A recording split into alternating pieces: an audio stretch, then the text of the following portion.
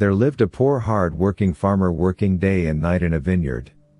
This farmer was a God-fearing farmer. He used to be so punctual and honest, work hard, take due care of the vine creepers, make sure he water the vine creepers on time, provide proper sunlight to the creepers by pruning the creepers on time, and so on. One morning as the time had reached to harvest the grapes, the vineyard owner asked his farmers to pluck the bunches of grapes. Then this God-fearing farmer thought he must offer the first offering to the God according to his gut feeling. So he first went to the vineyard owner and asked permission to pluck a bunch of grapes first thing in the morning to be offered to God and to reduce the value of the bunch of grapes from his salary. Then he further asked for time off from the vineyard owner to be taken to go to the village monastery to offer the first crop from the area that this God-fearing farmer looked after. The vineyard owner was so mesmerized by his farmer's gesture and allowed him to take 1 hour off from his due working hours and told the farmer that the value of the bunch of grapes is for free and will not be deducted from his salary.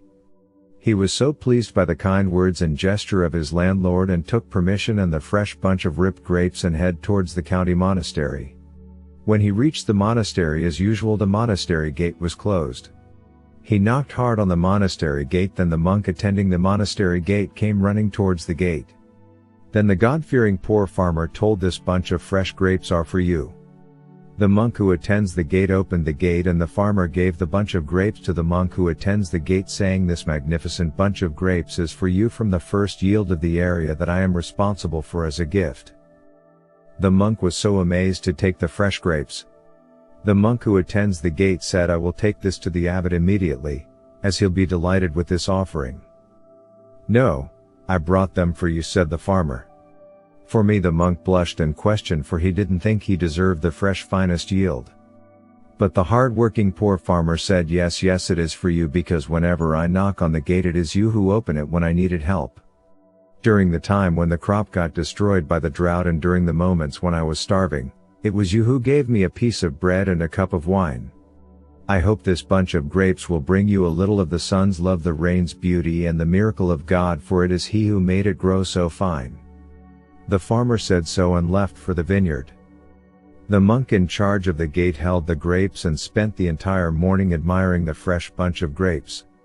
The grapes were really beautiful, so this monk decided to deliver the gift to the abbot, because it was the abbot who encouraged the monk at the gate with words of wisdom.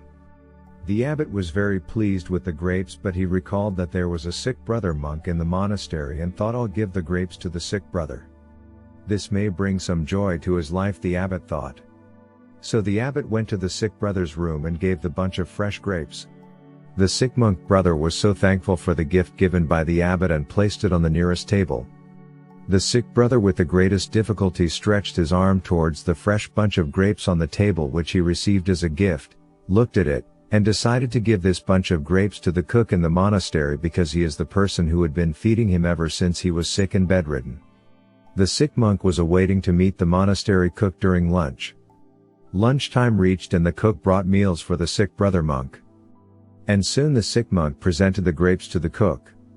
"These are for you," said the sick monk. "Since you are always coming into contact with that which nature produces, you will know exactly what to do with this work of God." The cook was amazed at the beauty of the grapes and showed his assistant how perfect they were.